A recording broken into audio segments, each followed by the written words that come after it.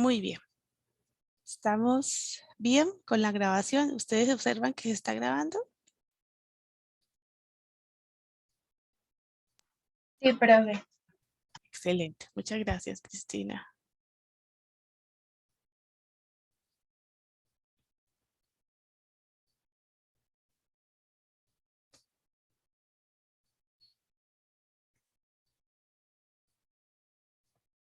Bueno, lo que vamos a ver esta semana básicamente se relaciona con, primero la diferenciación entre lo que es micro y lo que es macro, microeconomía y macroeconomía. Y vamos a ver lo referente a, primero, pues diferenciar estas dos ramas de la economía, o sea, cuándo nos están hablando de un campo y cuándo del otro. Luego, analizar pues algunas políticas que son pertinentes en cada rama y analizar en qué consiste el Producto Interno Bruto, cómo se mide el Producto Interno Bruto, cuál es la diferencia entre el PIB nominal y el PIB real. Vamos a ver también el tema de desempleo, los tipos de desempleo que existen, la, la forma como se estima el índice de precios al consumidor, los problemas que implica este. Y bueno, esto lo vamos a ver a lo largo de las 2 semanas que corresponden a esta temática. Nuestras preguntas a las cuales vamos a dar respuestas son las siguientes. ¿Cuál es la diferencia entre macroeconomía y microeconomía? ¿Qué es un ciclo económico y por qué los gestores de la política intentan disminuir la intensidad de los ciclos? ¿En qué consiste la paradoja del ahorro? ¿Cuál es la diferencia entre la economía autorregulada y la economía keynesiana? ¿Qué debemos regular en microeconomía y macroeconomía? ¿Qué es el PIB nominal y el PIB real? ¿Qué mide el PIB, Producto Interno Bruto? Vamos a aprender a deflactar. Es como quitarle el efecto de los precios a un conjunto de valores. En este caso, pues sería el PIB nominal. ¿En qué consisten las cuentas nacionales? ¿Y qué explica el diagrama de flujo circular de la economía? Yo creo que esto es lo que veríamos el día de hoy. Ya el próximo jueves veríamos otro tanto. Bueno, la microeconomía y la macroeconomía pues se refieren básicamente a... La microeconomía básicamente nos hace referencia a las decisiones individuales, o sea, de las personas y a las decisiones a nivel de la empresa. Y la forma como estas decisiones pues afectan la economía. Y la macroeconomía ya se refiere como aspectos agregados, o sea, globales, como variables de carácter nacional. ¿Qué es una variable de carácter nacional? Pues, por ejemplo, el nivel de precios, que se refleja en la inflación, el total de la producción nacional, el nivel de desempleo que tenemos a nivel nacional. Bueno, luego lo podemos pues clasificar, ya sea si es hombres, mujeres, por segmentos de edad, pero igual la variable se refiere al nivel nacional. Y como en la macroeconomía nosotros analizamos los ciclos económicos. O sea, los ciclos económicos hacen referencia tanto al campo nacional y están vinculados con el comportamiento de la economía internacional. Entonces, bueno, la idea central aquí es que micro se refiere a individuos y empresas y macro a nivel global o nacional. Aquí tenemos un cuadro, bueno, que nos sintetiza un poco más o nos explica más específicamente esta diferenciación. Macroeconomía siempre nos habla de una perspectiva global o general. Y microeconomía, siempre la perspectiva individual, refiriéndose a, por ejemplo, un sector económico o un sector industrial. Un sector industrial está compuesto por varias empresas. Nosotros podemos hablar, por ejemplo, del sector de la agroindustria y dentro de la agroindustria pues estaría los diferentes áreas que realicen, por ejemplo, producción de café a nivel industrial o la producción de, no sé, platanitos, papitas, toda esta serie de quelos. Esto también sería y pertenecería al sector de la agroindustria. La macroeconomía, pues, hace la valoración de la producción de un país y de su relación con el resto del mundo.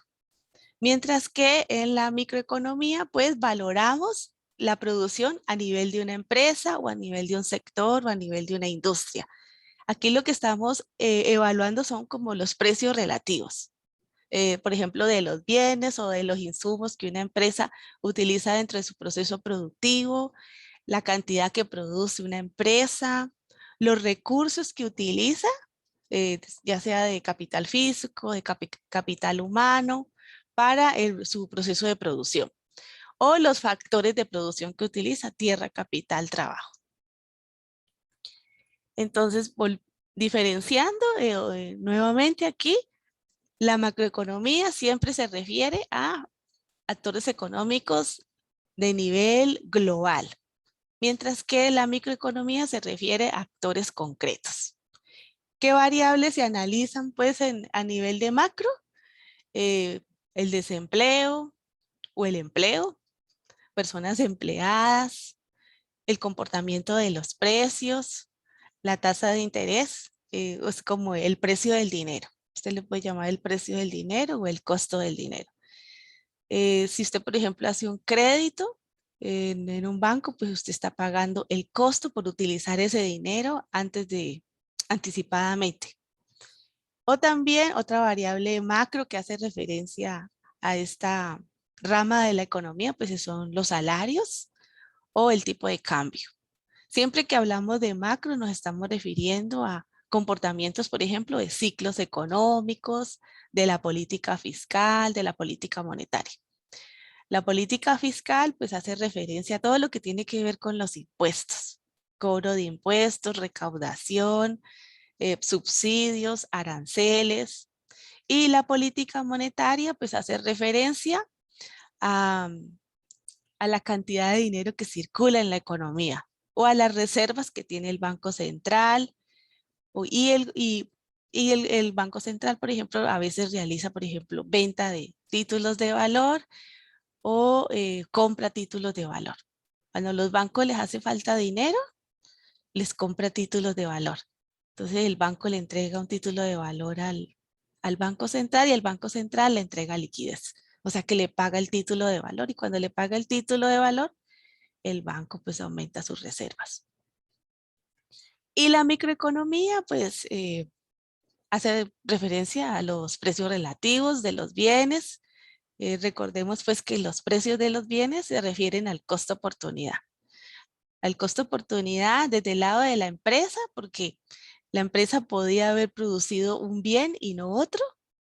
Y desde el lado del consumidor, porque el consumidor puede elegir consumir un bien o un servicio o decantarse por otro producto, sustituirlo. También cantidad de producción de bienes, de recursos, de factores productivos. Quisiera saber si tienen clara esta diferenciación.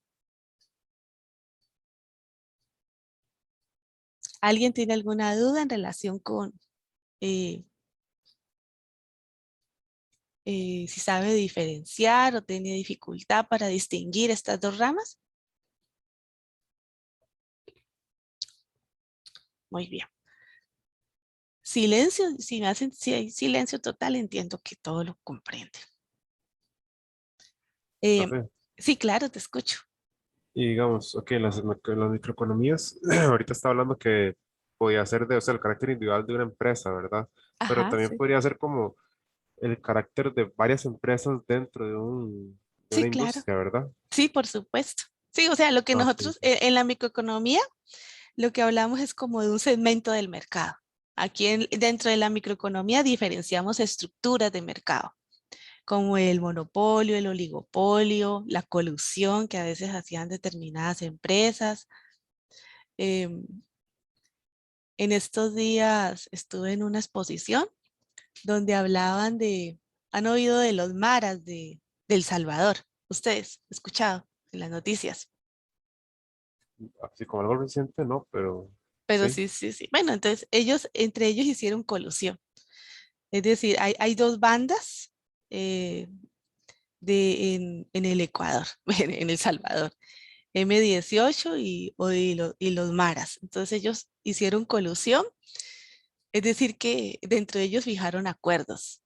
Entonces ellos cobran una cuota para la comercialización de bienes y servicios en El Salvador. Y bueno, lo que les quería resaltar aquí es que la colusión no solamente se da pues a nivel formal entre empresas o entre industrias, sino que también pues otros agentes económicos, delincuencia organizada también lo utilizan, como el cartel, ¿no? Que también lo utilizan pues los narcotraficantes y pues son ampliamente conocidos. Entonces, estas alianzas, en la medida que exista una alianza y un acuerdo económico para obtener unas ganancias, pues allí hay una relación económica. Y bueno, a qué macroeconomía, qué preguntas pueden surgir o a qué le damos respuesta? Por ejemplo, ¿cuánta gente está empleada este año en el conjunto de la economía? Esta pregunta, pues aquí el INEC nos la responde cada mes, nos saca pues de acuerdo a la encuesta de hogares que se realiza, permanentemente nos tiene informados sobre la situación del país. También la macroeconomía nos responde qué factores determinan los niveles medios de salarios que se pagan a los trabajadores en un año determinado. Y bueno, y con base en este diagnóstico, pues se determinan el comportamiento de los salarios. ¿Qué factores determinan el nivel general de precios del conjunto de la economía? Si hay productos que se han importado, si hay una inflación que se genera, a veces hay crecimiento de los precios, no solamente porque digamos que es una inflación importada cuando compramos un producto que está demasiado caro a nivel internacional, sino que también hay a veces inflación o periodos de crecimiento de los precios de determinados sectores, por ejemplo, por una sequía, por un fenómeno del niño o por un fenómeno de la niña, que más bien es al contrario, lluvias excesivas. También responde la pregunta, ¿qué políticas debería adoptar el gobierno para favorecer el empleo y el crecimiento del conjunto de la economía? Si tiene que fomentar la inversión o impulsar programas de capacitación para formar mejor las empresas para que se puedan integrar las personas al mercado laboral. A veces, bueno, hay muchos empresarios especialmente pues actualmente, ¿no? Que dicen que la demanda de empleados que este sector requiere eh, no está satisfecha por la mano de obra que se ofrece en el país, porque a lo mejor no está calificada o no tiene las habilidades técnicas que se requieren. Entonces, digamos que ahí hay un un segmento del mercado que no está satisfecho con lo que ofrece el mercado. Entonces, siempre es importante pues que exista esa articulación entre el sector productivo y el sector académico, de modo que las universidades o las instituciones técnicas formen el capital humano que estarían necesitando los sectores productivos. Si hay desconexión, pues se puede generar lo que nos comentan los empresarios. ¿Qué determina el comercio global de bienes, servicios y activos financieros entre los Estados Unidos y el resto del mundo? Bueno, para nosotros estudiar la economía de Estados Unidos es de alta relevancia. Pues por primero porque es una potencia, segundo porque las relaciones comerciales de Costa Rica con este país pues son sustantivas y cualquier variación en el comportamiento de la economía de los Estados Unidos nos afecta. Si a Estados Unidos le va bien, a nosotros nos va bien. Si Estados Unidos entra en crisis, nosotros también nos podemos ver perjudicados. ¿Por qué? Porque ellos nos compran productos. O sea, a ellos les exportamos. Y si el comprador nos deja de comprar, y cuando nosotros exportamos, pues estamos produciendo. Y cuando estamos produciendo, estamos contratando gente que nos ayude a ese proceso productivo. Entonces, en el momento que se nos paran las ventas, pues también dejaríamos de contratar o más bien cortaríamos el contrato salarial que tenemos con algunas personas y pues las dejamos de contratar. Y también de Estados Unidos nosotros importamos productos para nuestros procesos productivos. Entonces, si Estados Unidos no nos puede vender ese producto, el proceso productivo donde el principal insumo no lo provee Estados Unidos, pues también nos perjudica. Entonces, por eso constantemente ustedes van a ver que hay gráficos y análisis que siempre se centran en Estados Unidos. Además, pues de que probablemente no siempre tenemos libros actualizados, elaborados especialmente para nuestro país. Entonces, digamos que esa es otra dependencia que tenemos. Entonces, tenemos claras qué responde la macroeconomía, a qué pregunta nos da respuesta. Ahora, ¿a qué pregunta nos da respuesta la microeconomía? Por ejemplo, ¿debería yo ir a la universidad ahora o mejor empiezo a trabajar? ¿Es conveniente que lo haga? ¿Qué factores determinan el salario que el Banco Nacional le ofrece, por ejemplo, a Steven o a Oscar? O sea, que acaba de tener, por ejemplo, un máster en economía o un máster en finanzas. ¿Cuáles son los determinantes del costo que tiene para una universidad ofrecer una asignatura? Pues están por ejemplo, el profesor que va a pagar para que dé ese curso, el número posible de alumnos que tenga ese curso, cuál es la acogida, los insumos que se requieren para brindar el curso. No es lo mismo dar un curso, por ejemplo, de economía general que dar un curso de arquitectura o de medicina, donde hay que contratar, por ejemplo, horas. Si es una universidad privada, tiene que contratar las horas de servicio que va a dar el estudiante en una clínica o en un hospital. Sí, Esteban, te escucho. Profe, digamos, en la macroeconomía, digamos, estudia como la economía del global, pero y supongo que eso es como bajo todo el sistema económico que estamos ahorita, que es capitalismo, ¿verdad? Pero ¿qué pasa si hay un país como, no sé, bueno, ahorita se me viene a la mente China, que no es enteramente capitalista, ¿verdad? Ajá. Y, o sea, cómo se ve a vista macroeconómica un país como ese? O no sé, ¿cómo se llama? Corea del Norte, que tienen ahí no Ajá. sé, raro. Bueno, ellos la forma como manejan los precios y los costos es de forma centralizada. Es decir, que el gobierno asigna los recursos conforme lo decide el mando central. O sea, no es conforme las preferencias del consumidor como en una economía de libre mercado, sino, bueno, eso es una de las razones por las cuales fracasó el socialismo en Rusia, porque el planificador central no tenía conocimiento de todos los detalles del comportamiento del mercado y muchos precios que se cobraban no correspondían con los costos de producción porque no tenía toda la información. La información que tiene un mando centralizado es asimétrica. O sea, es muy difícil conocer el, el comportamiento minucioso de todos los individuos. Aún en una economía de libre mercado, es difícil predecir cómo te vas a comportar vos, Esteban, con tus ahorros. O sea, uno calcula que, por ejemplo, Esteban, a lo mejor, porque es un muchacho estudiado y cuidadoso, a lo mejor va a tener un buen manejo de los ahorros, pero podría ser que no. Y si todas las personas vamos en manada a retirar nuestros recursos que tenemos en el Banco Nacional, lo quebramos hoy. Entonces, a veces es difícil con el mando central tener conocimiento de para determinadas acciones, sí es favorable, ¿cierto? Por ejemplo, si estamos en un periodo no sé, necesitamos que todos los ciudadanos a las 6 de la tarde estén dentro de su casa.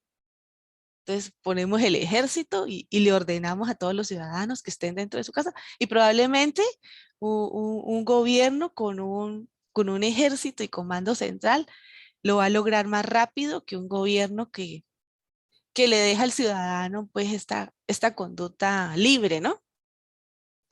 Eh, Probablemente en un mando central la gente sea más obediente, no porque quiera mucho al gobierno, sino por temor. Entonces, en economías pues como la socialista, es difícil pues lograr este conocimiento total del comportamiento de todos los individuos. Y el comportamiento de los distintos individuos tiene consecuencias macroeconómicas. A veces esas consecuencias pueden ser muy favorables o pueden ser totalmente desfavorables. Por eso se debe implantar políticas desde lo micro hasta lo macro. Claro que China tiene su política macroeconómica, ¿no? Y microeconómica. O sea, el hecho de que sea un país, que no sea un país de libre apertura total, no significa que no tenga regulación a nivel de microeconomía y macroeconomía.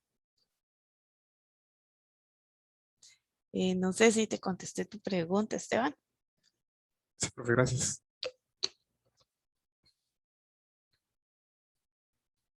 ¿Qué políticas, por ejemplo, debería adoptar el gobierno para que los estudiantes con pocos recursos les resulte más fácil seguir estudios universitarios?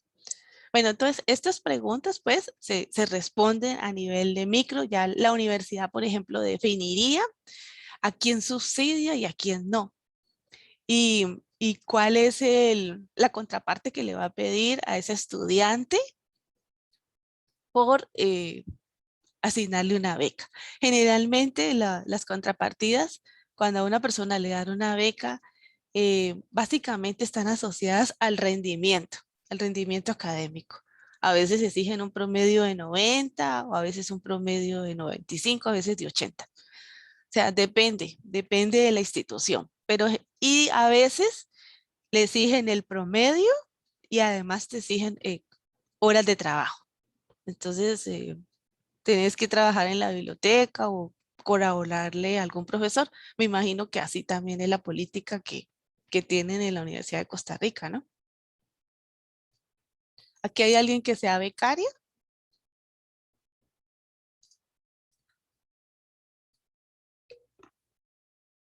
No hay becarios, todos pagan. Bueno, ¿qué es lo que determina si el Banco Nacional abre una oficina en Shanghái? Bueno, entonces el Banco Nacional a nivel individual, de acuerdo con las expectativas de su mercado y de sus clientes, pues determinará si abre o no una sucursal en un lugar. Bueno, entonces esto básicamente es como para precisar aún más la diferencia que existe entre microeconomía y macroeconomía. Entonces, si por ejemplo en el test, o sea, o la prueba que nosotros hacemos normalmente, les pusiera una serie de preguntas, ustedes podrían clasificarlas, ¿no? Siempre tener en cuenta que la microeconomía pues analiza pues toma de decisiones a nivel desagregado y mira pues cómo estas decisiones impactan. A veces esas decisiones no solamente impactan dentro del sector o de la industria, sino que también a veces tienen impactos a nivel global o a nivel pues de la macroeconomía.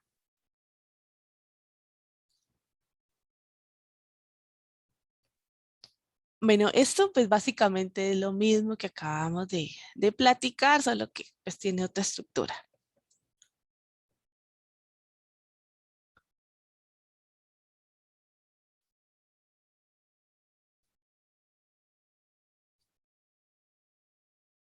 Ahora, los ciclos económicos. ¿Qué es un ciclo económico? O sea, los ciclos económicos están relacionados con el comportamiento que tiene la economía a nivel internacional. Generalmente tienen un periodo de expansión y un periodo de contracción. Aquí, por ejemplo, o sea, no son, digamos, nunca los van a encontrar así como tan eh, uniformes, porque los ciclos pueden ser un poco angostos o pueden ser más largos. Generalmente duran periodos de 6 meses y están vinculados con el funcionamiento de la economía internacional. Por ejemplo, cuando hay un auge en Estados Unidos, y nosotros también incrementamos nuestras exportaciones. Entonces estamos también, nos unimos a la expansión que tienen los Estados Unidos o la Unión Europea. Sin embargo, si por ejemplo vivimos una crisis, por ejemplo la crisis 2008-2009, se contrae la economía a nivel internacional y esto también nos perjudica y también nos reduce pues nuestro crecimiento económico.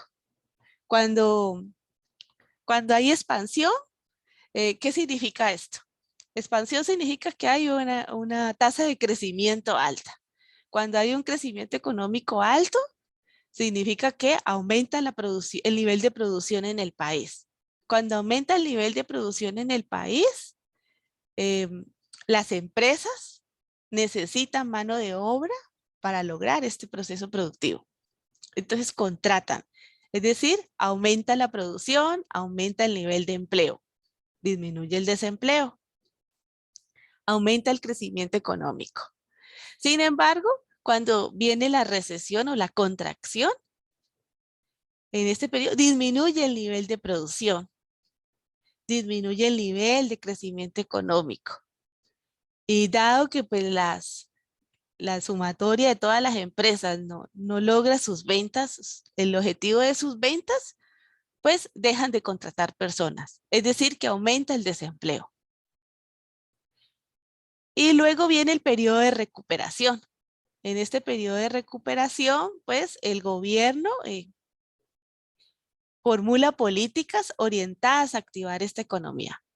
En el caso, por ejemplo, de Costa Rica, en el año 2018, disminuyó el encaje bancario. O sea, teníamos todos los bancos, cuando la gente deposita, tiene que hacer unos requerimientos de reserva del 15%. Y luego, pues, el gobierno decidió bajar esa reserva al 12%. Es decir, que ya el banco no tenía que retener tanto en reservas y contaba con un 3% más para prestarle a los ciudadanos, a los agentes económicos. O también en un periodo de recuperación, el Banco Central le presta a los bancos y los bancos a su vez le prestan a los agentes económicos. Probablemente en este periodo de recesión la gente no pagó sus cuotas de créditos o se atrasó con la hipoteca de la casa, quedó desempleado. Entonces el banco, el gobierno, a través de la política monetaria, le da unos recursos a los bancos y los bancos a su vez ayudan a los agentes económicos. Les dan, por ejemplo, un periodo de prórroga o un periodo de no cobro de tasas de interés, mientras que se da este proceso de recuperación. Y luego vuelve otra vez la prosperidad o el periodo de expansión. Y en el periodo de expansión hay mucho optimismo, crece la producción y vuelve otra vez la generación de empleo, las personas se emplean, las personas que están empleadas reciben ingresos, o sea, reciben un salario, las personas son optimistas, están felices y compran bienes y servicios. Y este aumento de la demanda a veces es muy significativo. Cuando aumenta mucho la demanda, ¿qué habíamos aprendido? Si la demanda de los productos aumenta mucho, ¿qué pasa con los precios?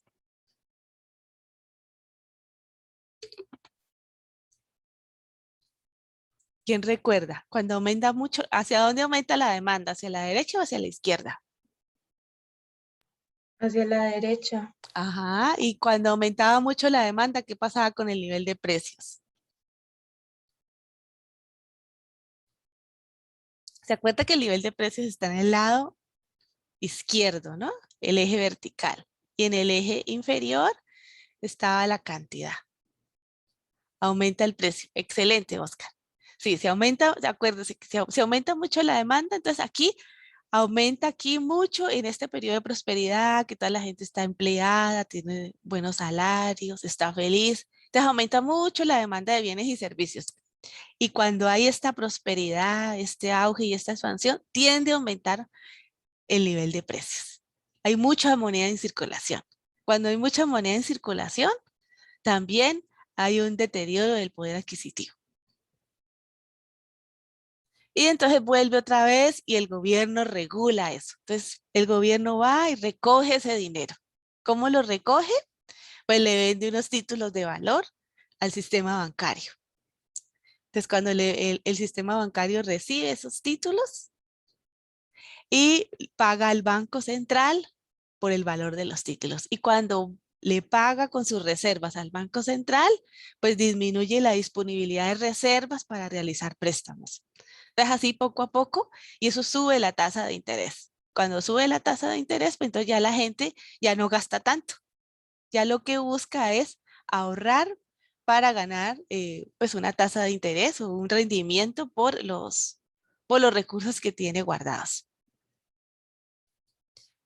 ¿Hay alguna duda en relación con estos ciclos económicos? Estos generalmente duran 6 meses o, o 2 trimestres calendario, pero no es, digamos, no es algo mecánico, ¿no? O sea, no es que a rajatabla siempre duran 6 meses, puede durar un año, puede durar 8 meses, puede durar 3 meses, puede durar un periodo. Entonces, bueno, pero digamos que los ciclos por lo general duran así como periodos de 6 meses o de 2 trimestres. Quisiera saber si tienen claro lo que es un ciclo, cuando un ciclo económico, qué pasa en los periodos de prosperidad y en los periodos de contracción. ¿Está claro esto? O sea, si los pregunto, ustedes lo pueden contestar. Profe, o sea, un ciclo es como una recesión y luego una expansión, digamos, es como todo eso. ¿Sí? Y se repite y se repite. Ujú. Y Ok. así funciona en la economía. Luego lo vamos a ver para Costa Rica más adelante. O sea, lo vamos a ver. Vemos ahí en el Producto Interno Bruto cómo eh, pues se va viendo el ciclo. No lo van a ver así tan bonito como acá. O sea, va a ser como un zigzag. Dependiendo de cuántos años usted esté analizando, pues usted va a ver un zigzag seguido o a veces va a ser un poco más largo. Pero en general es así un ciclo económico. Y cada uno pues tiene su impacto y sus consecuencias. Por ejemplo, la pandemia, ¿usted dónde cree que está ubicada en esta gráfica? En el de recesión, Ajá, bueno, el de contracción. aquí, ¿no? Estaríamos como aquí. Ya para el 2022 estaríamos en esta fase, ¿no? En esta fase como de recuperación. Profe, Ajá. y digamos, bueno, supongo que los ciclos económicos se pueden también como ubicar para cierta industria, ¿verdad? Tanto macro como micro, No, o allí no. no se llamarían ciclos. Los ciclos económicos solo son a nivel macro. Para lo que vos estás preguntándome, es como el comportamiento de las ventas de una empresa.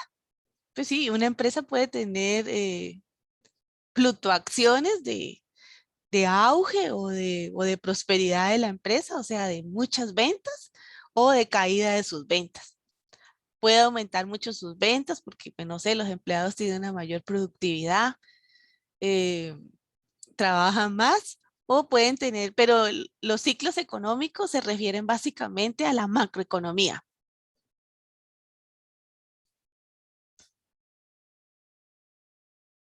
O sea, Ok, ok. una empresa puede tener, sí, periodos de auge o de prosperidad y periodos de contracción, pero no le llamaríamos, dentro de la empresa, no le llamaríamos ciclo económico, sino que le Entonces, llamaría los ciclos económicos solo aplican a nivel global, entonces. a nivel macroeconómico. Sí, bueno, en la literatura se conoce así, ¿no? Ok, ok. Pero, o sea, eso reflejaría como, pues es que lo que me cuesta entender es, digamos, cuando un país se puede estar recuperando, digamos, de ahorita la pandemia, ¿verdad? Ajá, Hay otros que probablemente vayan más atrasados. Por ejemplo, Estados sí. Unidos y nosotros estamos aquí todavía muy, Ajá, excelente no tan comentario. recuperados. Ujú, muy bueno tu comentario. Claro, por ejemplo, en este momento hay países que todavía no se han recuperado de la crisis 2008-2009. Zimbabue, Haití, y podríamos nombrar a África, o sea, todavía no se han recuperado de la crisis 2008-2009 y les llegó la pandemia. Es como, bueno, para ellos es como un ciclo perverso, ¿no? Porque estaba mal y más bien en lugar de salir de ahí empeoraron un poco más.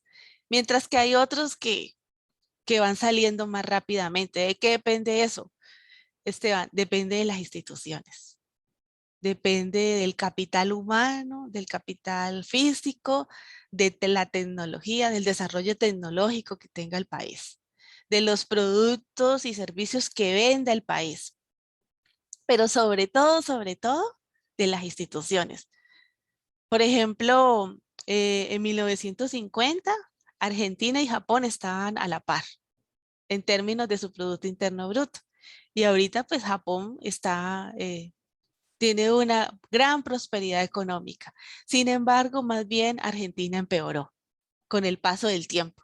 ¿Por qué empeoró? Porque a lo mejor las instituciones que tiene el país no han funcionado de manera óptima.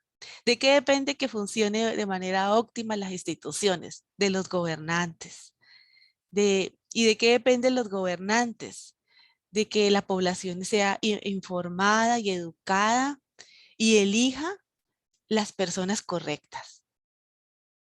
Es que es todo un encadenamiento de situaciones y de decisiones que determinan la prosperidad, o sea, que salgamos rápido de un periodo de contracción o que nos quedemos ahí por un periodo de tiempo.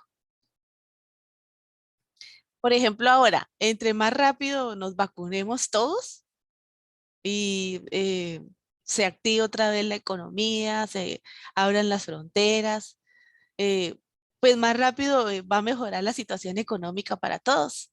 Pero si, por ejemplo, tenemos, bueno, no sé si aquí haya personas que sean movimiento antivacunas, pero respetando esa posición, eh, si todos nos vacunáramos y tomáramos esa decisión personal, pues una decisión personal de colaborar en ese sentido, porque bueno, ya habíamos visto pues la externalidad positiva que tienen las vacunas, eh, podríamos inmunizar a la mayoría de la población y poner en funcionamiento de nuevo la economía. Pero sí, tenemos un movimiento muy grande de personas que están en contra de la vacuna por las razones que sean, eh, culturales, religiosas, sencillamente porque no sabe todos los componentes que tiene la vacuna, que son muy respetables, ¿no? Entonces, pues nos atrasaríamos y podríamos quedarnos pues rezagados con respecto a la evolución que tenga, por ejemplo, España o Alemania o Estados Unidos o Noruega en la reactivación de la economía.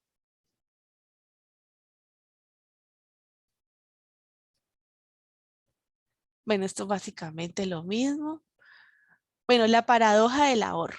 Básicamente hace referencia de que las personas, pues por un lado queremos tener un ahorro para, digamos que para las situaciones fortuitas. O queremos tener un ahorro un ahorro ahí debajo del colchón para atender contingencias. Pero en la medida que ese ahorro sea más grande, significa pues que no vamos a demandar. O sea, estamos postergando el consumo para el futuro, lo cual es bueno. Pero sin embargo, si ese ahorro se vuelve muy masivo, entonces todos ahorramos y nos ponemos en una política de ahorro de austero y las empresas toman la misma decisión, Entonces, si los consumidores lo destinan todo al ahorro y poco al consumo, entonces tenemos unos ahorros para el consumo futuro, pero sin embargo dejamos de consumir bienes y servicios en este momento. Y las empresas disminuyen sus ventas. Y si las empresas disminuyen sus ventas, pues ya no necesitan tantos empleados para vender esos productos o producir esos productos. Entonces disminuye el empleo, porque ya pues dejo de contratar. ¿Para qué contrato tantos trabajadores para producir bienes y servicios si no los estoy vendiendo? Entonces como que la paradoja del ahorro pues nos habla de eso, ¿no? O sea que por un lado está bien que las empresas sean austeras y ahorren para los tiempos difíciles. Y también que las personas tengan ese ahorro bajo el colchón para las contingencias. Pero sin embargo, si esto se da de forma masiva a nivel nacional, pues al final nos puede perjudicar. Entonces como que debe haber un balance, ¿no? Debe haber un balance entre el consumo de bienes y servicios y lo que destinamos a los ahorros, por parte de los agentes económicos y por parte del sector empresarial.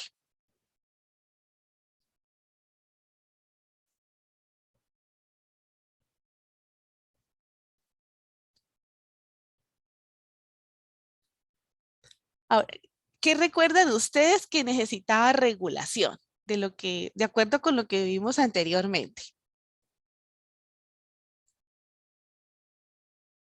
¿Se acuerda que nosotros veíamos los mercados y algunas veces nosotros decíamos, bueno, esto necesita que se regule, que le pongamos un impuesto? ¿Qué recuerdan ustedes?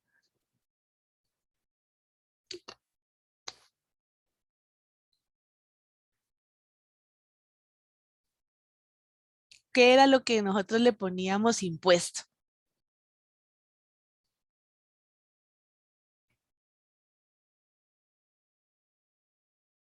A ver.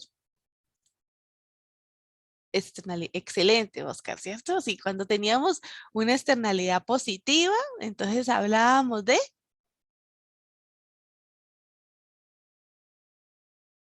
cuando había externalidad positiva, ¿qué era lo recomendable? Excelente, Fabio. ¿Y cuando había externalidad negativa?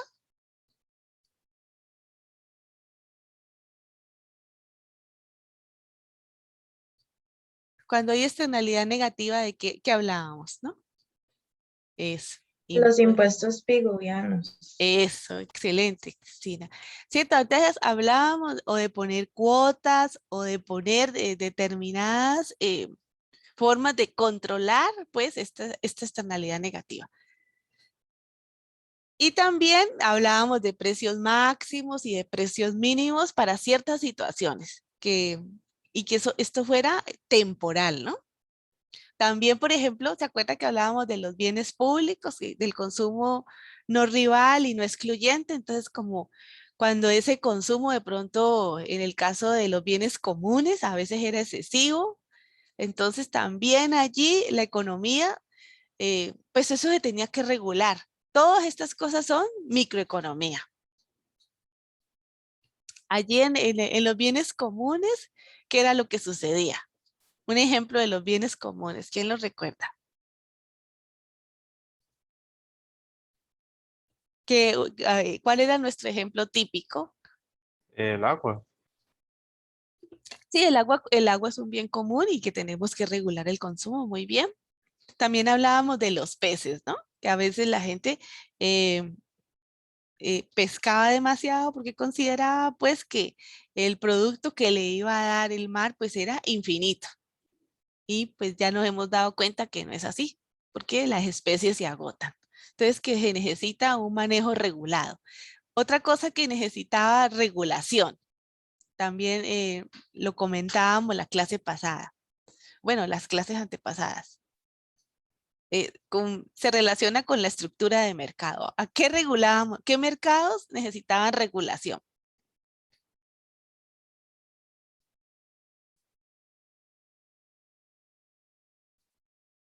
¿Cuáles recuerdan usted? ¿Cuándo era qué?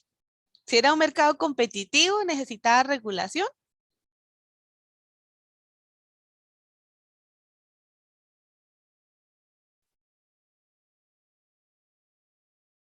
Cuando era una competencia perfecta, mercados competitivos, se ocupaba regulación.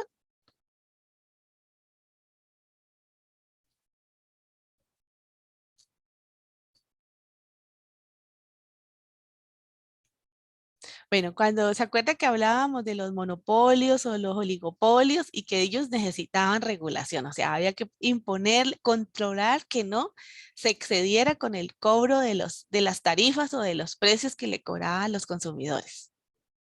Entonces, todas estas estructuras de mercados pues hacen referencia a la microeconomía y de alguna forma pues ya hemos abordado la forma como se regulan esos mercados. Estaban las medidas antitrust, era para que los oligopolios no se convirtieran en monopolios o no se comportaran como monopolios, ya sea en la cantidad de productos que ofrecían o en los precios que le cobraban al consumidor. Y pues cuando se trataba de las externalidades positivas, pues entonces ahí sí ya pues otorgábamos subsidios o otorgábamos transferencias o se impulsaban pues programas relacionados con el combate a la pobreza. Todo esto está relacionado pues con la regulación a nivel de microeconomía.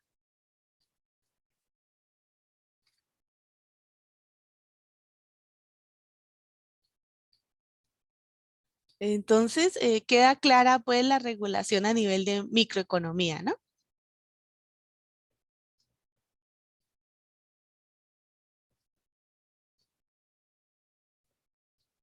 Bueno, ahora vamos. Bueno, también están las políticas que tienen que ver con interventoras, o sea, básicamente están vinculadas con determinados sectores.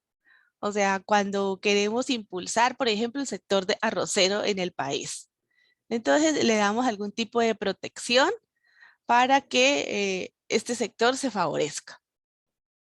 O alteramos ciertas cantidades o la producción de determinados servicios públicos. Protegemos nuestras empresas públicas, o sea, para que no tengan competencia. Y bueno, esto forma parte de la política macroeconómica. También están las políticas redistributivas. Estas son básicamente orientadas a mejorar pues la distribución de los ingresos. Y aquí, bueno, hay dos enfrentamientos de tipo, en este campo.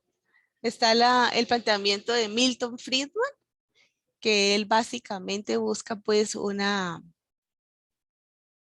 es más bien protector, mientras que Richard Musgrave, pues él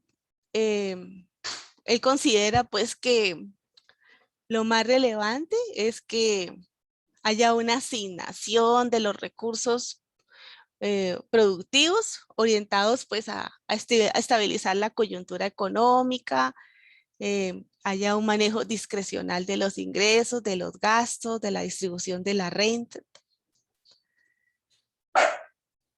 Y la idea, pues, que plantean estos economistas es plantear políticas microeconómicas, pues, orientadas a neutralizar las distorsiones que se generan, pues, en el campo de la microeconomía, ya sea por un mercado oligopólico o por un mercado monopólico. Siempre pues tratando de llegar al libre mercado. Lógicamente, como ustedes saben, hay algunos productos pues que no se pueden dejar al libre mercado, pero en el caso de básicamente de los sectores y de las industrias que son aptas para el libre mercado.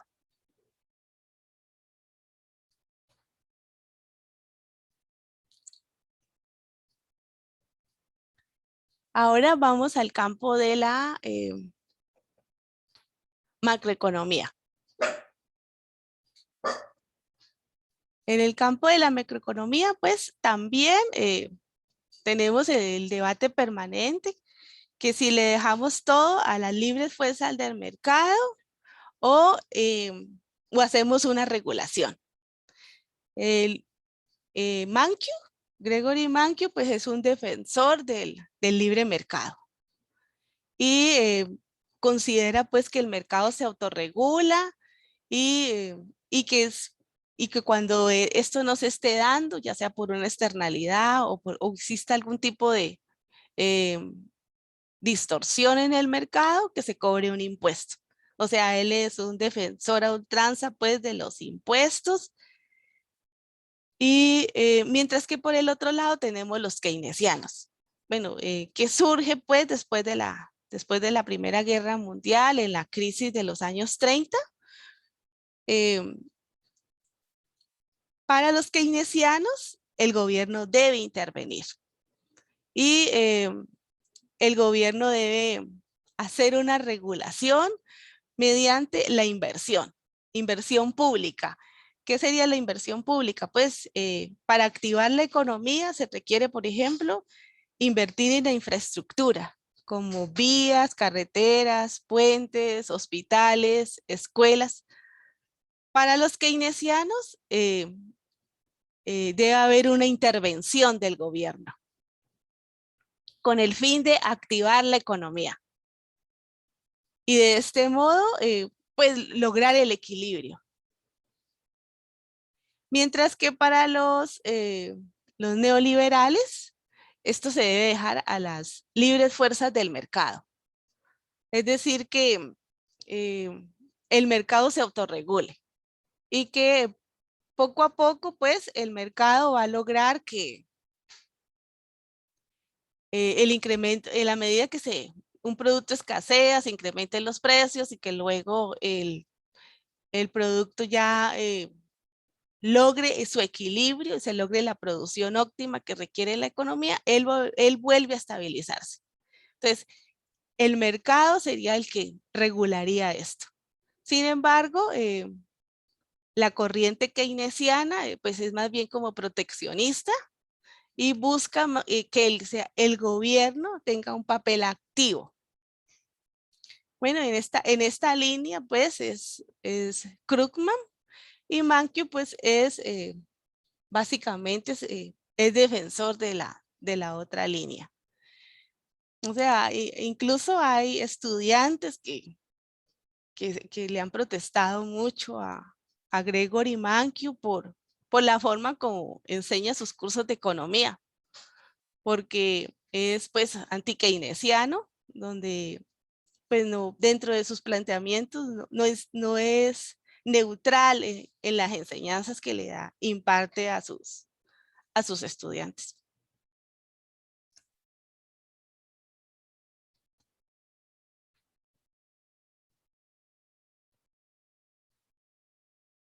Bueno, entonces la política regulatoria a nivel macro, pues siempre busca que se logre un funcionamiento equilibrado de la economía y que se corrija. Como ya habíamos comentado, las decisiones individuales a nivel micro pueden tener efectos a nivel macro. Entonces, desde el punto de vista de la intervención que haría, por ejemplo, un gobierno que utilice política keynesiana, entraría a regular o a neutralizar ese efecto, si es un efecto no deseado, resultado de muchas decisiones individuales, entonces el gobierno regularía eso. Por ejemplo, si hay una salida masiva de los recursos, por ejemplo, del sistema bancario, ¿cómo intervendría el gobierno? Pues, por ejemplo, un banco compraría una corporación y evitaría pues esa salida masiva de recursos y aumentaría las tasas de interés. En la medida que se incrementen las tasas de interés, los agentes económicos van a querer guardar sus recursos en el banco y lograr rendimientos. O también podría incentivar la compra por parte de los distintos agentes económicos, otorgando subsidios o ayudas.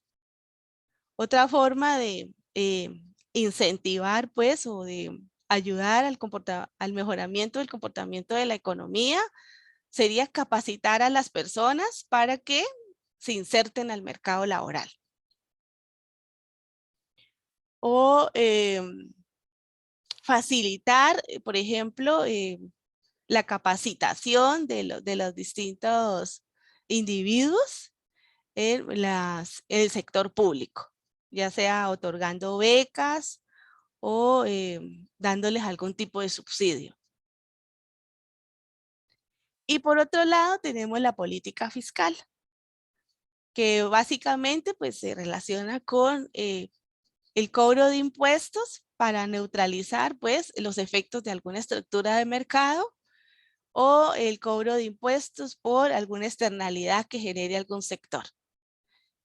Entonces, la idea siempre es como estimular cuando la economía esté en un periodo de recesión o en un periodo mínimo o en un periodo de contracción.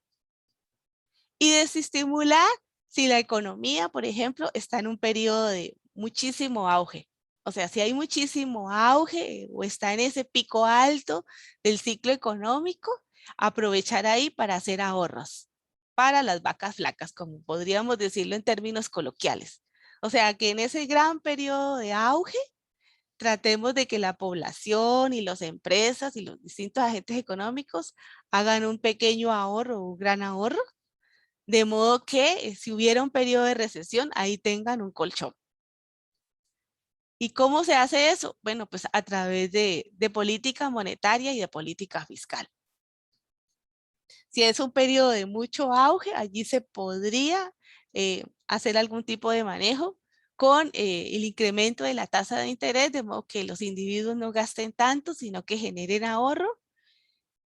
Y esto el incremento de la tasa de interés baja la inversión. ¿Por qué la baja? Porque es más costoso un crédito. Entonces, de alguna manera, se neutraliza ese gran auge. Y si estamos en un periodo de recesión, lo que se haría más bien es bajar las tasas de interés, porque significa que los créditos cuestan menos y eso aumentaría la inversión.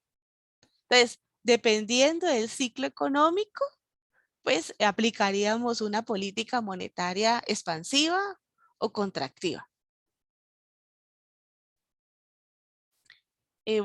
Quisiera saber si les queda claro cuándo aplicamos la política macroeconómica y cuándo aplicamos la política microeconómica.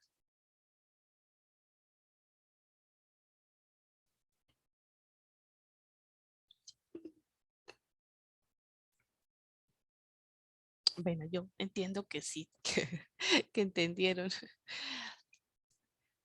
Bueno, también es importante que tengamos una medición o tengamos un diagnóstico de nuestra situación actual, ya sea del empleo, del nivel de precios, del comportamiento de la producción, porque en la medida que tengamos un diagnóstico que se ajuste o que nos dé una idea de cuáles son las condiciones actuales, así podemos definir qué políticas implementar, ya sea en términos de política fiscal o de política monetaria.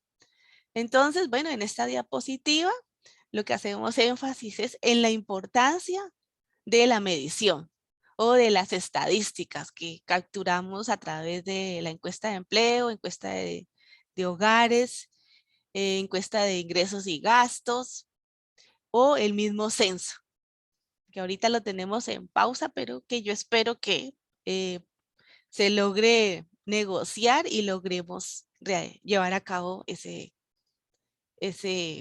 esa medición del censo que es tan importante para nuestra toma de decisiones de política. Bueno, ¿cómo agregamos distintas cosas? O sea, cuando nosotros vamos al supermercado, lo que hacemos es como sumar chayotes con uvas, con plátanos, con calculadora, con camisas, ¿Cómo lo hacemos? Teniendo una unidad común. Esta unidad común pues es el colón o es una unidad monetaria. Solo de esta forma nosotros tenemos una unidad que nos permita planificar. O sea, cuando nosotros hacemos un presupuesto de nuestros ingresos y nuestros gastos y nuestros ahorros, lo que estamos haciendo, estamos sumando distintas cosas, distintas decisiones que tomamos en nuestro hogar a través de una unidad común. Y pues esta unidad común es la unidad monetaria. Todo lo hacemos, esta medición se logra gracias a que las distintas cosas tienen precio. Lógicamente hay cosas que son incuantificables, que no tienen valor o que por lo menos no están cuantificadas. Por ejemplo, ¿cuánto cuesta un mono araña? O las ranitas de colores que tenemos en nuestro país, que es un patrimonio. ¿Cuánto cuesta una cascada?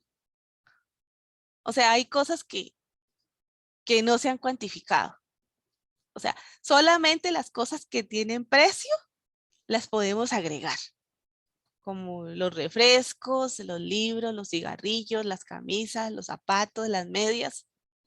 Solo lo que le podemos calcular valor nos permite medir pues la producción total de un país. ¿Y cómo se lleva a cabo esa medición? A través de la colecta de estadísticas. Y cuando tenemos muchas estadísticas, logramos calcular o cuantificar las cuentas nacionales. Así como en la casa nosotros tenemos las cuentas de la semana o las cuentas del mes o nuestro presupuesto, ya sea diario, mensual o anual, pues en el país también llevamos cuentas nacionales. ¿Qué incluyen esas cuentas? Pues incluyen el consumo, la inversión, las exportaciones. O sea, el consumo básicamente hace referencia pues a lo que demandan las personas en bienes y servicios. Consumo privado o el consumo del gobierno, el consumo de los hogares. También hace cuenta sobre la inversión que se hace en el país, en los distintos sectores económicos.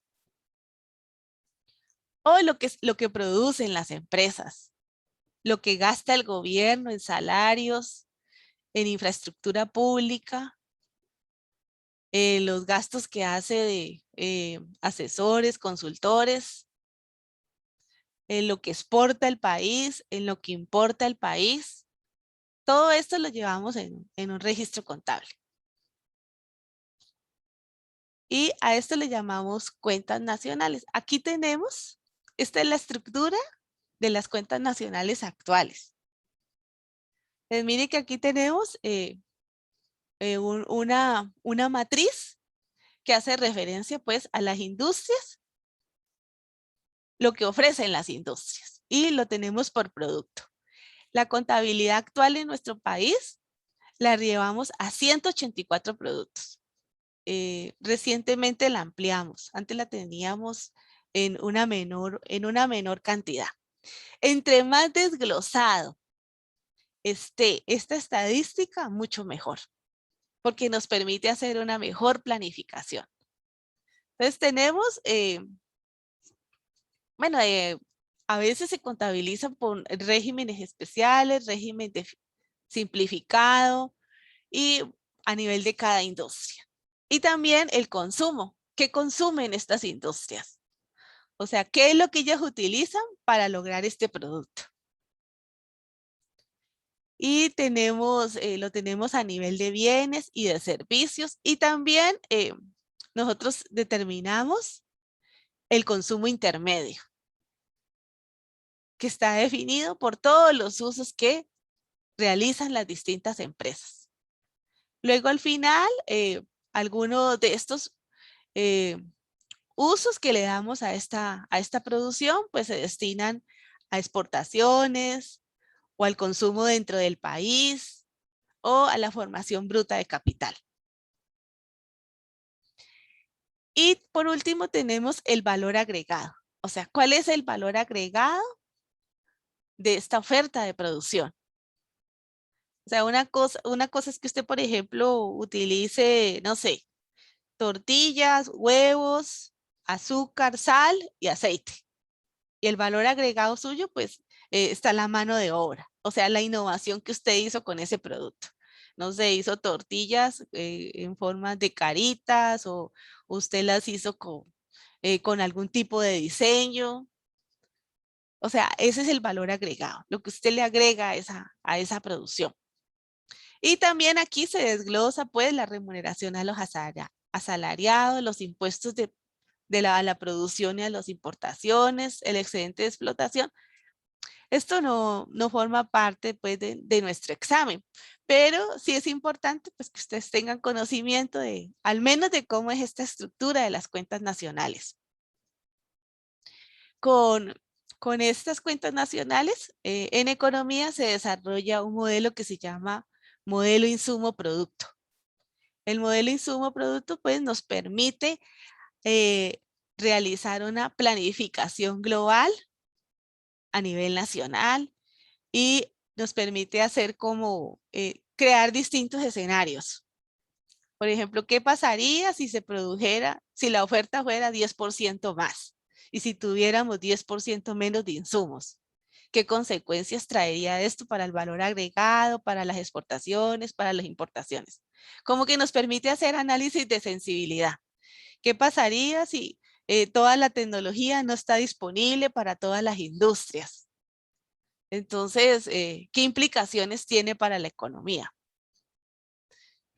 Podemos hacer un escenario, por ejemplo, pesimista, donde todo va mal, un escenario optimista, donde, por ejemplo, todo tiene un crecimiento positivo, o un escenario neutral. ¿Qué pasa si las cosas siguen como están en 5 años o en 10 años? Entonces, tener estas cuentas nacionales pues, nos permiten como hacer ese tipo de desarrollos. Ahora veamos el flujo circular. Bueno, en este modelo, básicamente lo que analizamos es cómo operan los factores productivos y las empresas. Entonces, aquí tenemos de este lado, este es un modelo cerrado y como ustedes pueden notar, en este modelo tenemos de un lado los hogares y del otro lado las empresas. Entonces, los hogares son los dueños de los factores productivos, ¿no? Entonces ofrecen la mano de obra, tienen tierra, tienen capital. Y las empresas, pues, compran estos factores de producción o los alquilan o generan algún tipo de transacción. Cuando los hogares le venden estos factores productivos a las empresas pues le pagan ya sea salarios o si se trata de alquiler de una maquinaria, pues le pagan por el alquiler.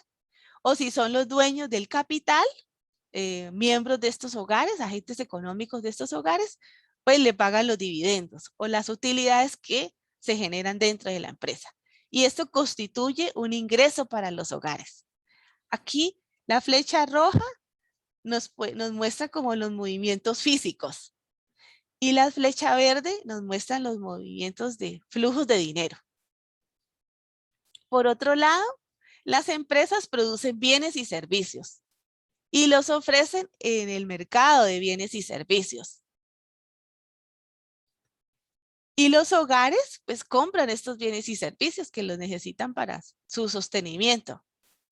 Y con los ingresos que obtuvieron de acá, de los factores de producción, de la venta de factores de producción, ellos gastan este dinero en la compra de estos bienes y servicios.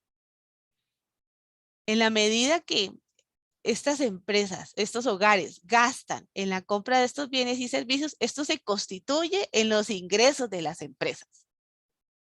Entonces, ¿qué observamos aquí? Que los gastos son iguales a los ingresos.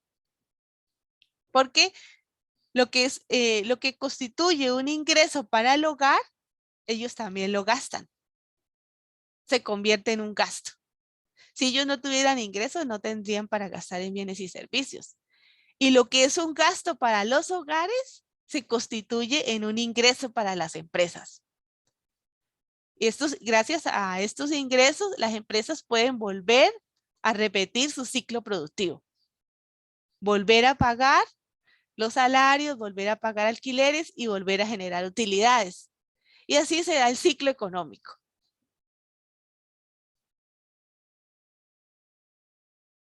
Es aquí en esta economía cerrada, pues no estamos analizando pues un contexto de apertura, es decir, si estas empresas le venden al exterior, porque bueno, porque el curso es un curso básico. Ya cuando se ve economía avanzada, pues ya lo vemos con apertura, considerando el medio ambiente, que ya tiene otro tipo de implicaciones. Pero para efectos del curso, lo importante es que ustedes comprendan este flujo circular que tiene la economía. ¿Hay alguna duda en relación con este flujo circular?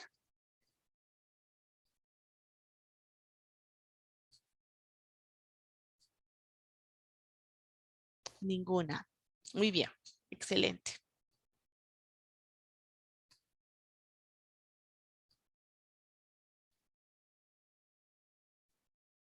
Ahora veamos, bueno, el PIB es básicamente el valor de todos los bienes y servicios a precios de mercado, incluye salarios, alquiler, utilidades, todo lo que usted está observando en este flujo circular.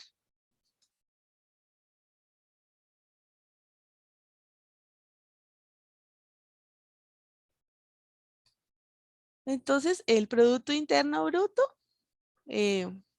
como lo indica esta definición, pues es el valor de mercado de los bienes y servicios finales producidos en una economía durante un periodo determinado.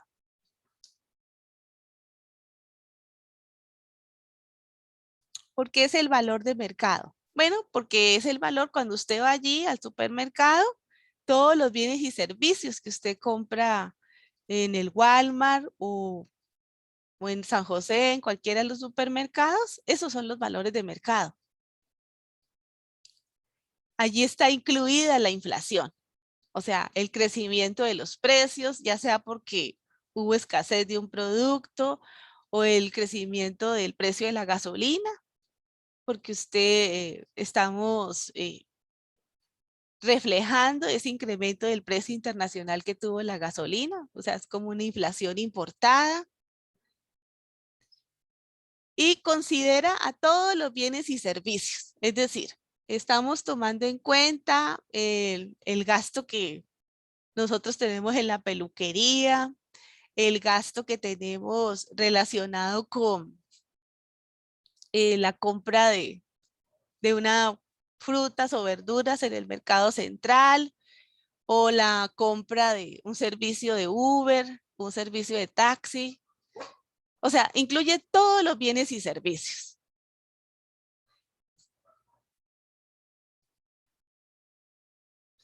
Sin embargo, por ejemplo, si yo te contrato un jardinero aquí en mi casa que venga y me corte el jardín, y yo le pago a él por ese servicio, él me da un recibo por ese servicio, entonces esto va dentro del Producto Interno Bruto. Bueno, ahorita como ya no se dan recibos en físico, sino de forma virtual, pues él me daría la factura virtual. Si yo contrato una empleada y le pago pues las prestaciones sociales y le pago su remuneración, eso va dentro del Producto Interno Bruto. Si por ejemplo mi vecina contrata también al mismo jardinero que yo y ella le paga por ese servicio, eso también va dentro del Producto Interno Bruto. Pero si mi vecina se casa con el jardinero, supongamos que el jardinero se llame Pepe. Y si mi vecina, que se llama, por ejemplo, María Luisa, se casa con Pepe y Pepe sigue cortando el jardín, O sea, sigue arreglándole el jardín, arreglando las flores. Aunque ella le siga pagando a Pepe por ese servicio, eso ya no va dentro del Producto Interno Bruto. Porque eso es una transacción que se genera dentro del hogar. La comida que yo le preparo a mi esposo no va dentro del Producto Interno Bruto. La comida que la mamá les hace a ustedes tampoco va dentro del Producto Interno Bruto. La ropa que nos plancha una hermana o que uno mismo lo hace, no va dentro, también es trabajo. Si ustedes le plancharan al vecino, el vecino le pagaría a usted una remuneración por hacer esa labor. Sin embargo, si usted lo hace dentro de su casa, eso no va dentro del Producto Interno Bruto. Son todos los bienes y servicios que se hagan de forma legal. Si, por ejemplo, Oscar se compró una bicicleta hace 2 años y me la vende, porque yo estaba necesitando, digamos que una bicicleta para salir a hacer ejercicio, la bicicleta que él me vende a mí es de segunda mano. Eso no va dentro del Producto Interno Bruto. Se registró hace 2 años que Oscar la compró, digamos que la compró en el Walmart. Cuando Oscar la compró en el Walmart hace 2 años, se registró en el Producto Interno Bruto.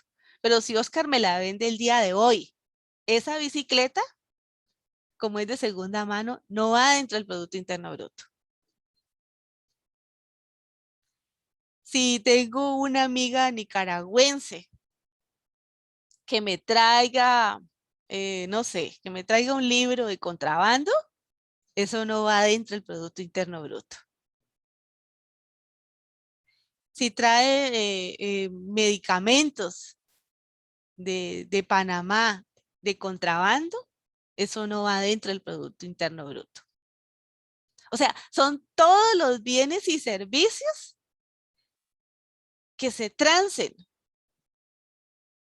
de forma legal.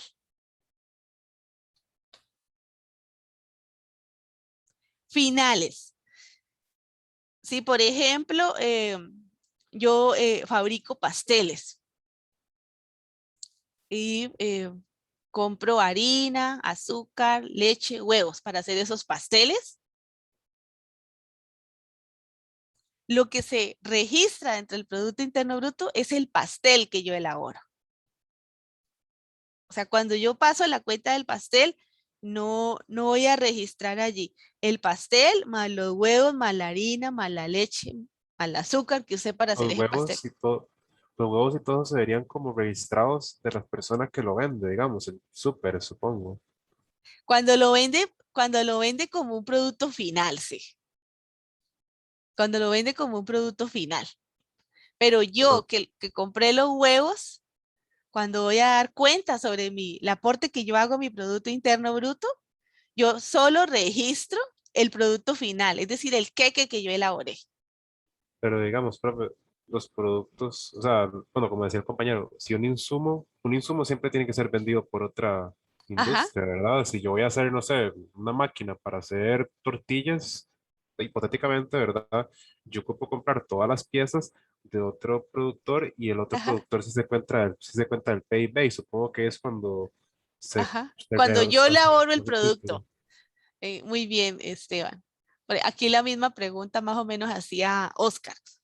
Él dice, bueno, si yo vendo, digamos, cuando él hace referencia al sector primario, digamos que, por ejemplo, él me vende unos plátanos. Los plátanos pertenecen al sector primario porque no han tenido ningún proceso. Si esos plátanos eh, me los vende a mí y yo los utilizo para mi casa, pues sí, se registra en el Producto Interno Bruto cuando el más por menos registra la venta. Pero si yo con esos plátanos elaboro unos patacones y los vendo aquí en la feria de mi barrio, entonces, y yo a las personas que les vendo les elaboro una factura por la venta de ese plátano frito, o esos patacones fritos, eso sí va dentro del Producto Interno Bruto, pero yo no registro los patacones fritos más los plátanos, solo el producto final.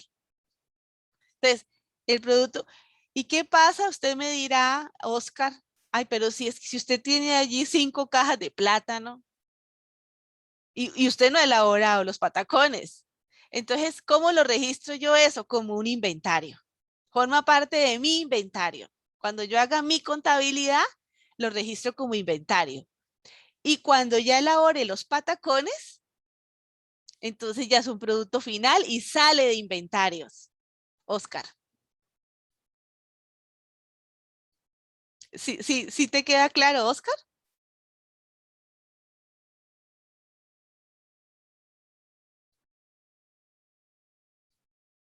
Sí, sí, gracias. Ok, muy bien.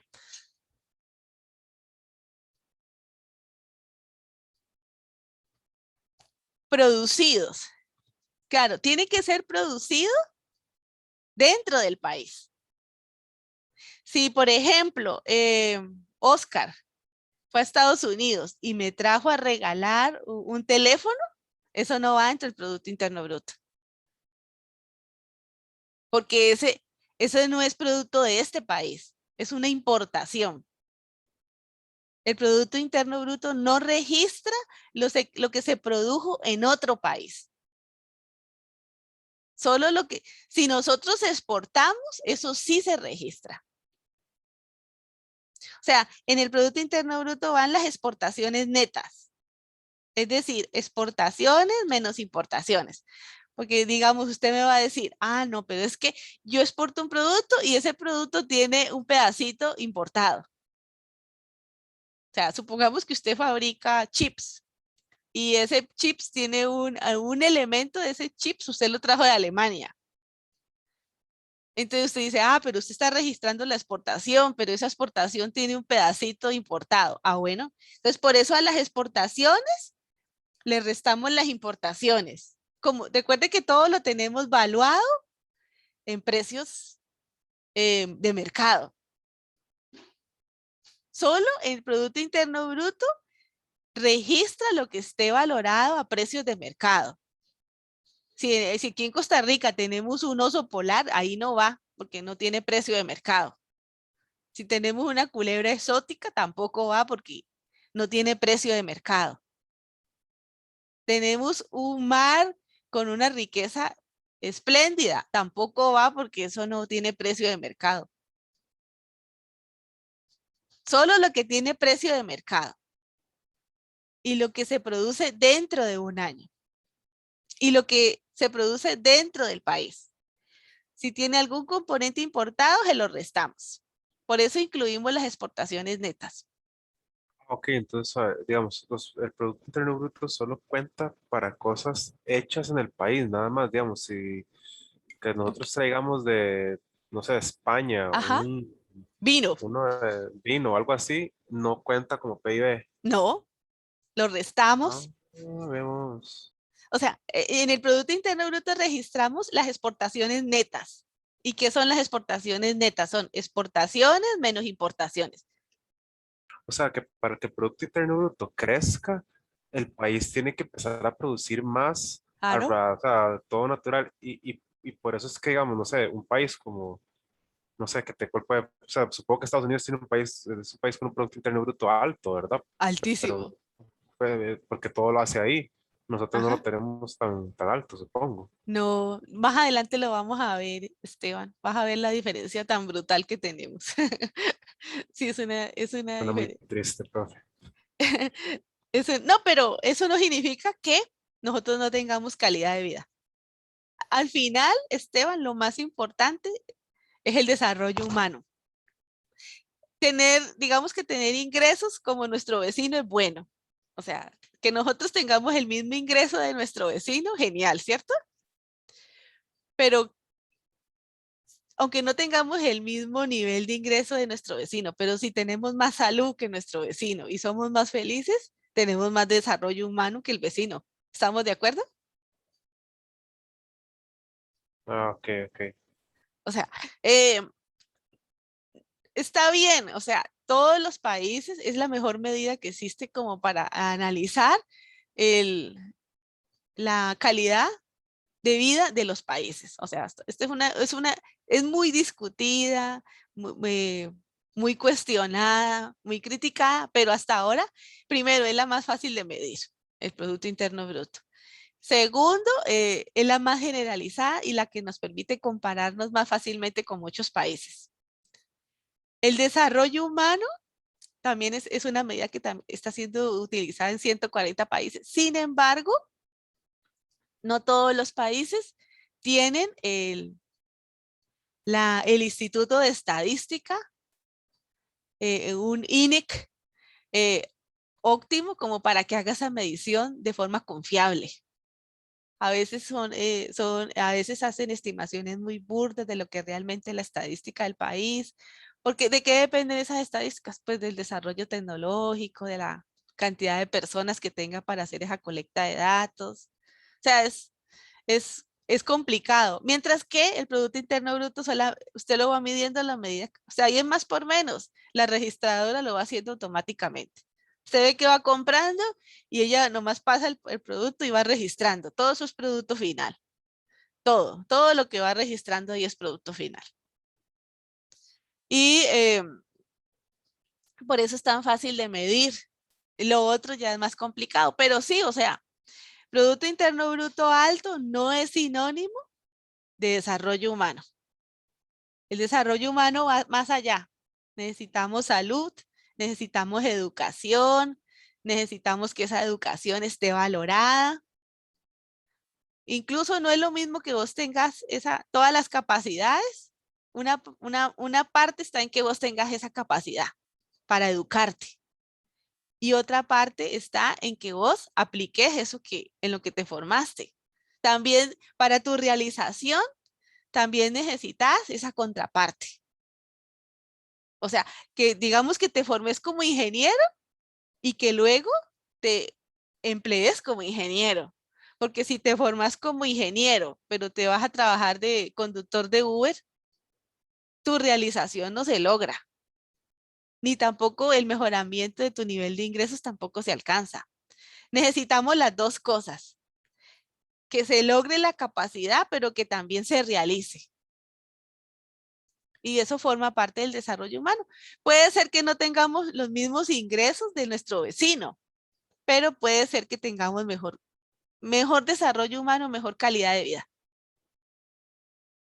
Y lo vimos con Costa Rica. ¿Se acuerda que veíamos que Costa Rica, a pesar de que tenía un nivel de ingresos bajo, nuestra esperanza de vida era de 80 años?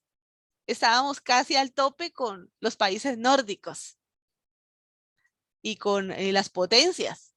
A pesar de que nosotros tenemos un gráfico que lo vimos la clase pasada o antepasada, donde ahí observamos eso. Y bueno, eso es lo bonito, ¿no? O sea, no todo es monetario.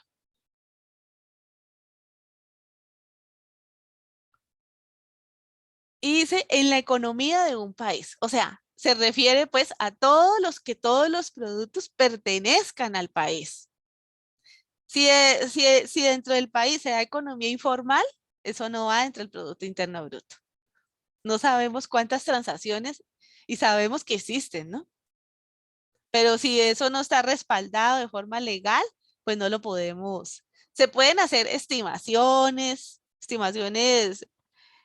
aproximadas, pero no tenemos como el dato exacto de la única forma de que logremos hacer esa inserción de la estadística es que a estas personas les demos seguridad social y pensión de vejez y muerte.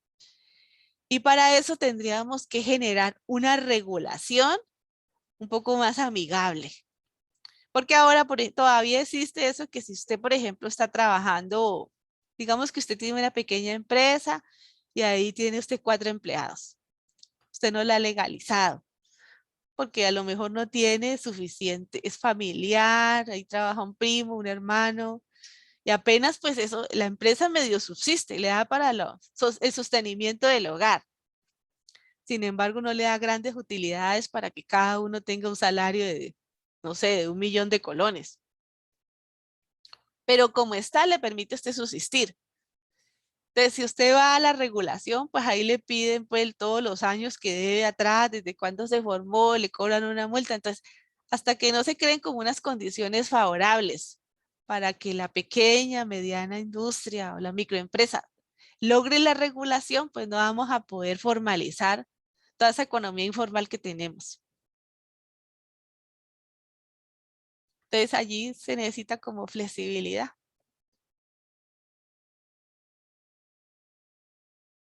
Durante un año determinado, el PIB se mide de forma anual.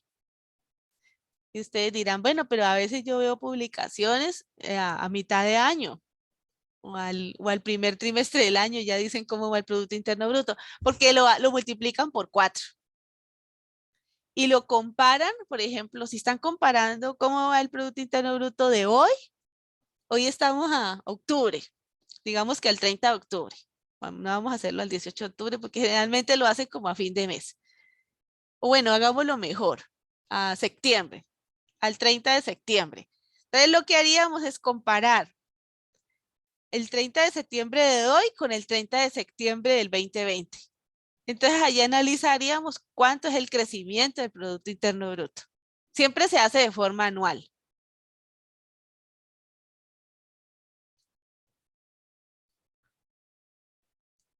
Bueno, el Producto Interno Bruto no registra bienes intermedios. ¿Sabe dónde se registran? En las cuentas nacionales.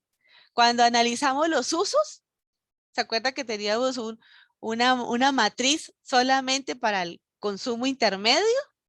Entonces allí analizábamos qué usaba cada industria para cada producto.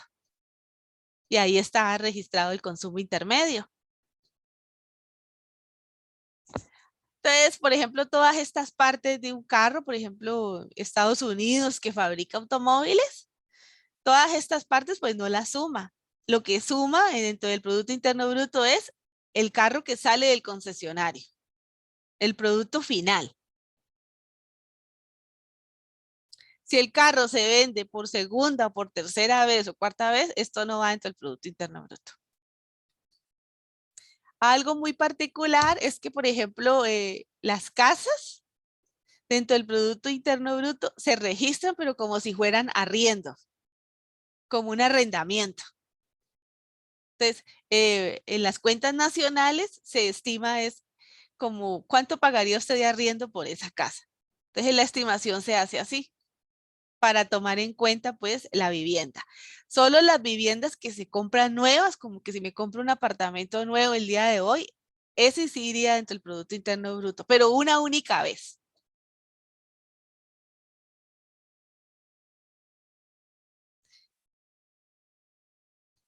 Bueno, aquí son básicamente un producto final. Yo creo que ya todos tienen claro lo que es un producto final y lo que es un producto intermedio. Básicamente es como las partes o los componentes dentro de un proceso productivo.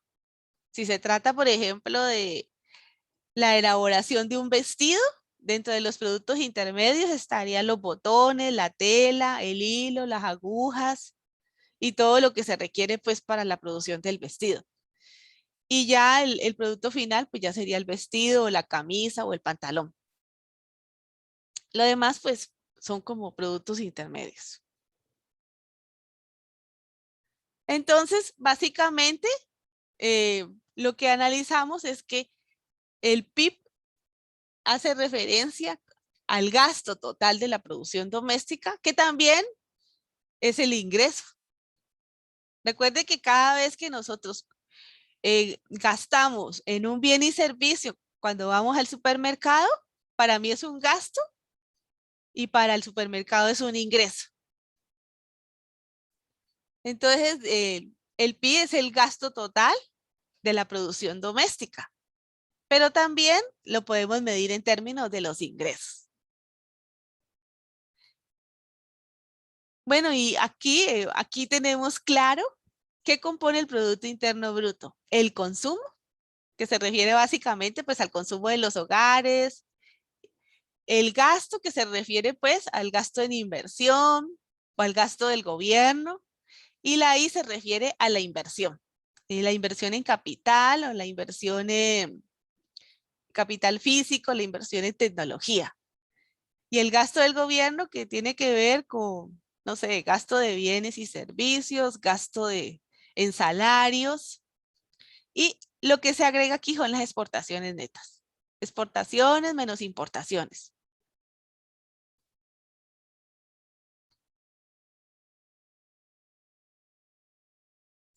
En la oferta agregada, pues sí se consideran las importaciones. Mire que, noten que el Producto Interno Bruto no es la sumatoria de lo que demandan todas las empresas. Trasciende eso. O sea, ¿se acuerda que nosotros veíamos la demanda de mercado? Que decíamos que la demanda de Leo de Cherry, más la demanda del lado de Luis y la demanda del lado de Carlos, y sumábamos eso y nos daba la demanda total. O sea, la demanda del mercado. El PIB no es, aunque el PIB es la demanda agregada, que la vamos a ver más adelante como con el nombre de demanda agregada, no es la sumatoria de todas las demandas del país. Supera eso, mire, porque tiene en cuenta el consumo, la inversión, el gasto y las exportaciones netas. ¿Por qué le quitamos las importaciones? Entonces, la sumatoria de estas variables nos da la demanda agregada. Y la sumatoria de estas dos, del Producto Interno Bruto más las importaciones, nos da la oferta agregada. Luego lo vamos a ver con más detalle en una clase especialmente para esa labor. Sí, dime, Esteban. La X representa exportación y Sí, la M importación. correcto. Así es. Así es. Muy bien.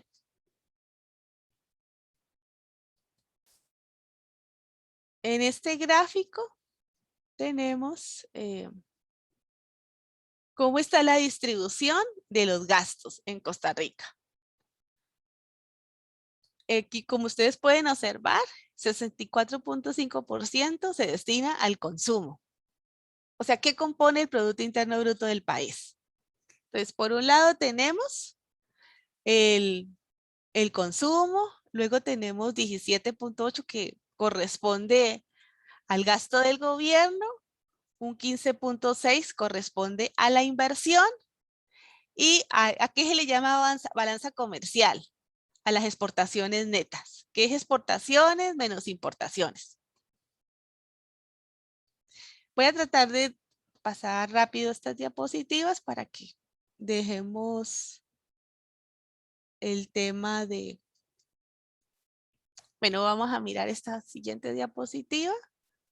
Es que yo sé que ya tienen que ustedes ir saliendo para la siguiente clase. Aquí tenemos la composición considerando las exportaciones y las importaciones.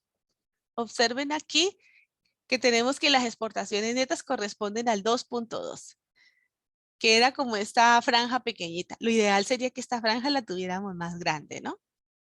Para que generáramos mayor producción, mayor empleo. Mire que aquí tenemos que las exportaciones corresponden al 30.9 y las importaciones a un 28.7. Importamos una cantidad significativa. Y lo vamos a dejar aquí porque yo creo que ya se salieron varios de la que pertenecen a la clase. Lo dejamos aquí y la próxima clase continuamos. ¿Qué les parece? Está bien, profe. Bueno, muchísimas gracias por su atención. Continuamos la siguiente clase. Muchas Ok, gracias, profe. muchas gracias. Hasta Bueno, luego. bueno, feliz Gracias, tarde. profe. Hasta luego. Gracias.